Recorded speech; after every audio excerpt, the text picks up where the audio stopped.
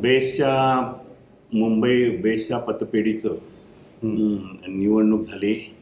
काल त्याचा रिझल्टही आला आणि दुर्दैवाने आम्ही त्याच्यामध्ये हरलो. जे जिंकले त्यांचं मी मनापासून अभिनंदन करतो आणि त्यांना एवढीच विनंती करतो की मागच्या 9 वर्षामध्ये बेस पतपेढी एका अशा उंचीवर आम्ही नेलेली आहे.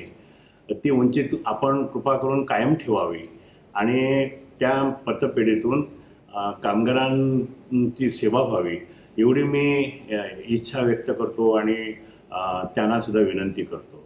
आता आपण म्हणाल की हे कसं काय घडलं? माझ्याकडे 12,000 कर्मचारी असताना माझे स्वतःचे ह्या गोष्टी कशा काय घडू शकल्या?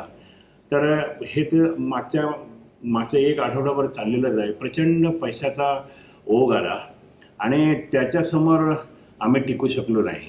मला असं वाटलं होतं की कर्मचारी पैसे जरी घेतले तरी सगळं पाहून मी जे काय बेस वाचवण्यासाठी मागच्या 2 वर्षापासून तडफड करतो आहे, कर्मचाऱ्यांना घेऊन, प्रवासी संघटनांना घेऊन, लोकांकडे जाऊन, विधानसभेमध्ये, विधान परिषदेमध्ये लोकांना सर्वांना निवेदनं देऊन, फाईल देऊन, मुख्यमंत्र्यांना पत्र लिहून जे काय मी बेस वाचवण्यासाठी करतो आहे, त्याच्यामुळे माझ्याबरोबर कर्मचारी राहील आणि मतदान करेल असं मला वाटलं होतं. पण देशाचा ट्रेंडच बदलला आहे, त्याला काय करता येणं शक्य नाही.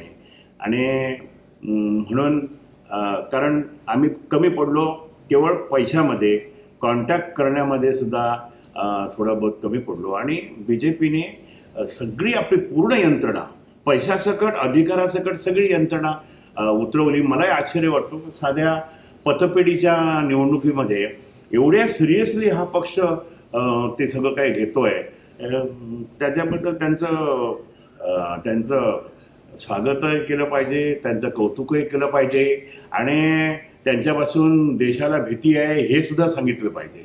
कारण कुठची गोष्ट मिळत नाही तर अशा तऱ्हेचा सत्ता वापर करायचा, अशा तऱ्हेच्या पैशाचं वाटप करायचं की समोरचा हे हतबल झाला पाहिजे.